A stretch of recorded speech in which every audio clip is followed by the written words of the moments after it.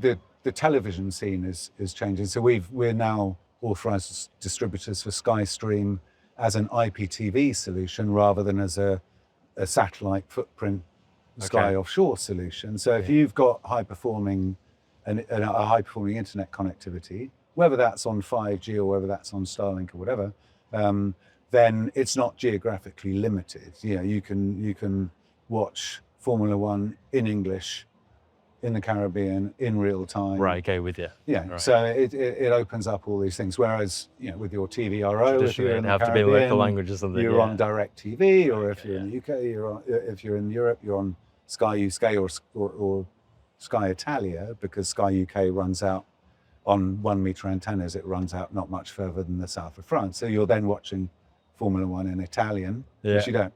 Not everyone wants to do.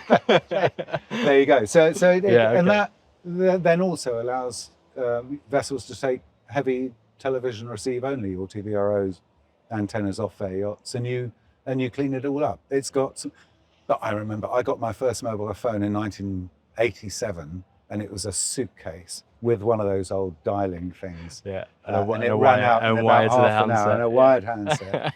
And now, phones are the size that they want them to be, but phones got absolutely minute for a period of time before everyone realised it's actually kind of annoying. Small is not necessarily better. We don't need it that small. So it's a very changing scene. But E3 as a company, we've been here for 30 years. Companies come and go. Yeah, we're very established.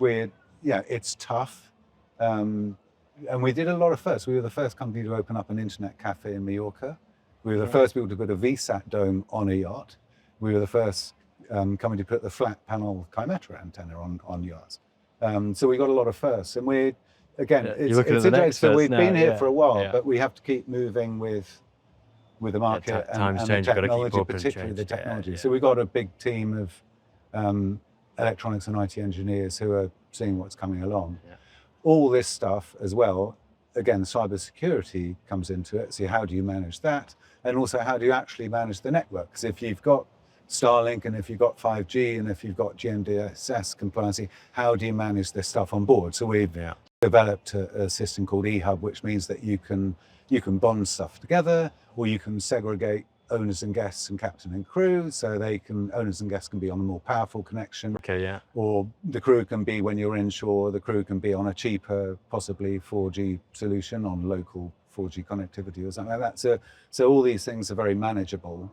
And our job is to, as an integrator, is to make that whole process a single source of provision, but a single source of support, a single source of billing, able to contact us 24/7. Frictionless, and it's just top making service. It easy. Captains and engineers mobility as well. They have plenty to do. And for us to make that element of reduce the workload, easy, give them the support as well as all the equipment and things like that. That's the way. It's critical. And this stuff always happens at 11 o'clock on a Friday night. The worst time possible, in the worst location possible. They've got an upset, and it's not necessarily they're upset because they're being pompous like that. They might have some, they'll have some really important stuff going on. An owner or a guest, and if they can't connect, it's not good news. It's really, really bad news.